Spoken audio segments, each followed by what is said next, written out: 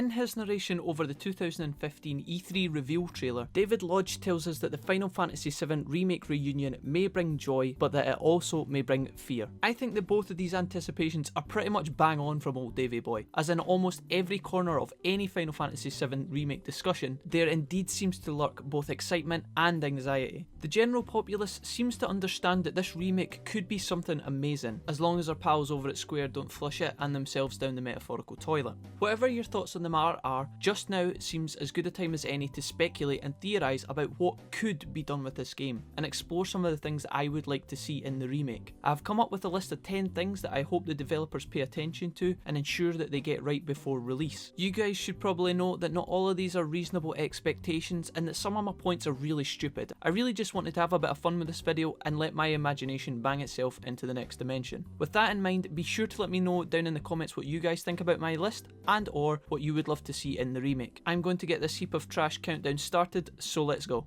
Starting us off then, I want the narrative and the world size to be scaled accordingly. Straight off the bat, I think it's pretty integral that they maintain all of the original story. I would imagine that if they were to cut any scenes or areas or even important items, people would notice and there would be a straight riot or two. Personally, I don't think I'd mind too much if they leave out some of the really minor smaller items and maybe the occasional NPC that doesn't have much dialogue, but I really hope that they at least do their best to mimic the narrative of the original. I know some of you folks want a scene by scene carbon copy, and I can honestly appreciate that. Based on what I've seen from the trailers of the bombing run, most of the scenes are almost completely shot from the same angle as the original, so maybe this could be more true than people are expecting. Therefore, as a fundamental starting point, I want the game to be full and engaging. Nothing cuts immersion more than the dreaded "is that it?" and so I hope that Square really takes the time to expand and fill out their game. This takes me quickly into my second point, which is for them to not mess up their decision to go with the episodic release of the game. It's pretty much common knowledge now that Square did say way back that the use of the word episodic was poor, and that each segment of the game will be the size of a full regular Final Fantasy game. Now, my knee-jerk reaction when I heard this news was pretty pessimistic, but there are a number of decent arguments being made online for why this isn't necessarily a bad thing.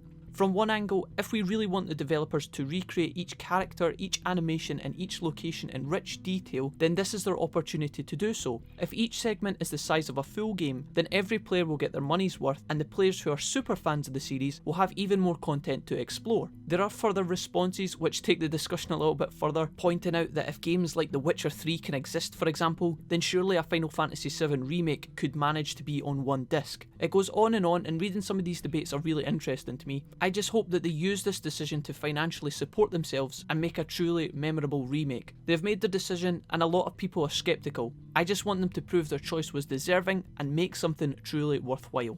Next up, we have the topic of new content. Now obviously I don't want them to add in a bunch of new characters and backstories that are going to completely remold the first game. There weren't too many people fond of Denzel if I remember correctly. What I think would be cool is to see them slot in maybe one or two mini new areas or mini guests here and there, add in a few surprises for players. Again, I'm not asking for an overhaul, just some small additions to give players new aspects of flavour alongside their favourite moments. On a similar note then, I want the developers to maintain optional areas and activities. I'm thinking of things like the Gold Saucer, Wutai, Chocobo breeding, etc. Have dynamic areas that reveal new secrets when you return later in the game and interact with things that you've been doing. Tifa's ultimate in the piano, for example, better be there. Having Yuffie in your party when visiting Wutai should have a unique interaction that players wouldn't see if they didn't have her present. The hidden aspects of the original helped shape that game in the first place, and I feel like taking this away for the sake of saving developer time would be a huge shame. I have seen a few videos anticipating that the side hidden areas or quests will no longer be kept optional and will instead be crowbarred into the main story. Again, I'm not arguing against these theories. I actually understand why they predict this and where they're coming from. I'm just sharing with you guys what I would like to see happen.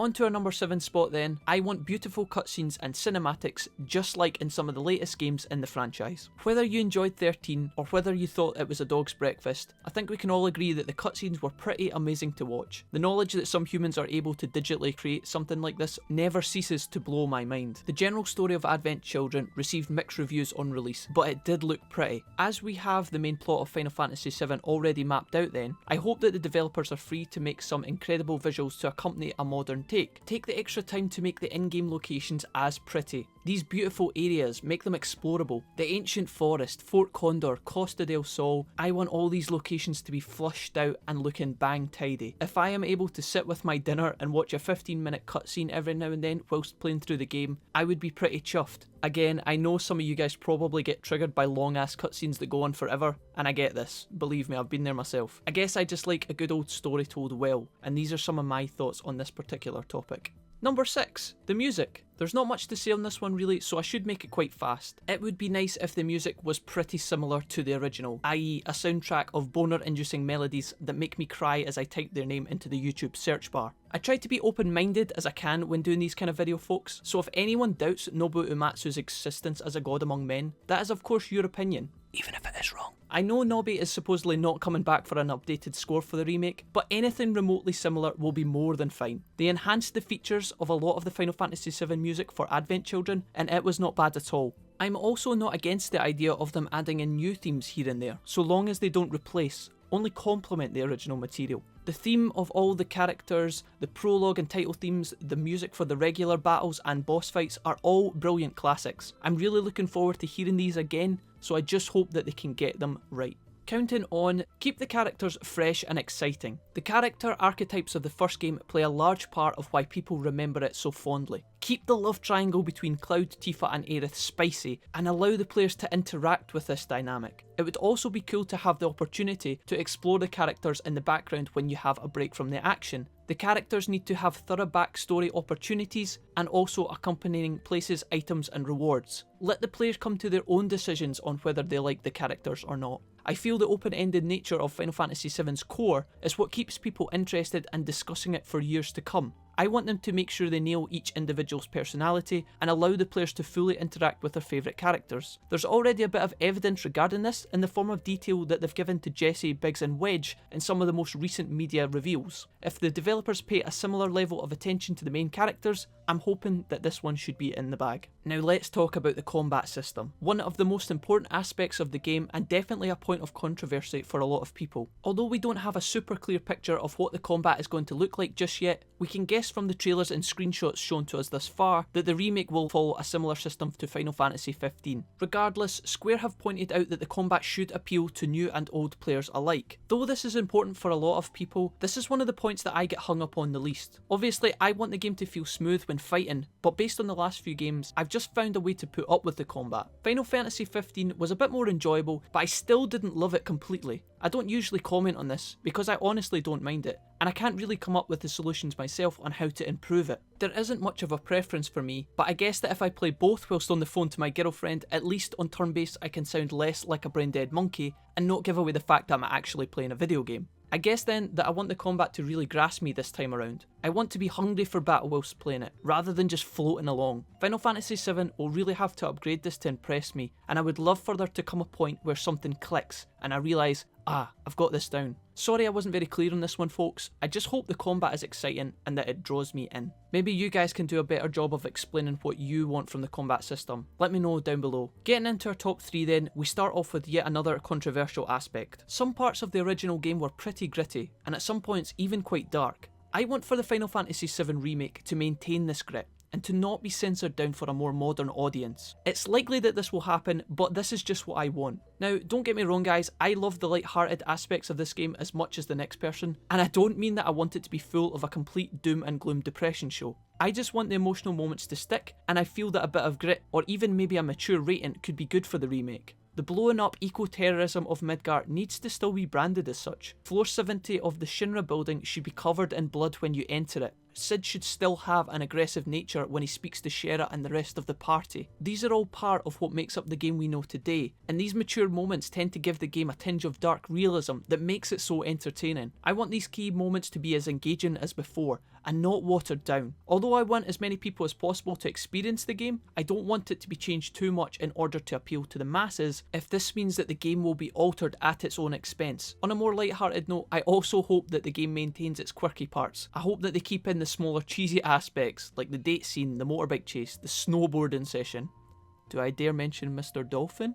Number 2, difficulty setting. I want the game to provide a challenge, and I don't want to be spoon-fed. Let the plot unburrow itself. I know that we all kind of know what already happens, but for those who are new to the game, I really hope that the developers don't oversimplify the plot. To me at least, part of the enjoyment of the game is figuring out the mystery of Cloud and his friends. There should be less opportunities for exposition and more opportunities to explore for yourself. Make the game hard at points. I want to feel that sense of accomplishment after beating bosses and story points. I want to get my ass kicked a few times and go away, grind for a few hours, come back and then do the ass kicking myself. At the very least, hopefully they'll have separate modes for those looking to enjoy the story, and then maybe a harder difficulty for those looking to beat the game itself. Whichever camp you lie in, hopefully this flexibility will exist in order to appease your individual playstyle. This is something that I probably would expect to see from the developers. I'm just putting it into the list for the sake of completeness. And last but not least, I want good, well thought out voice acting. In the original, the silent dialogue of FF7 allows for a level of abstraction where the player is able to mentally fill in the voices of the characters. Building on what we discussed earlier then, this helps gamers who played the game the first time to have a unique experience. Introducing voice acting to the remake then might sabotage this somewhat. Although voice acting is almost unavoidable in this day and age, it will take away from the player's ability to form their own ideas about what the characters should sound like. On the flip side then, I do also think that talented voice actors can make video games so much more memorable. I hope then that the voice acting for the remake is done really well. I don't think that the voice actors will be able to please everyone,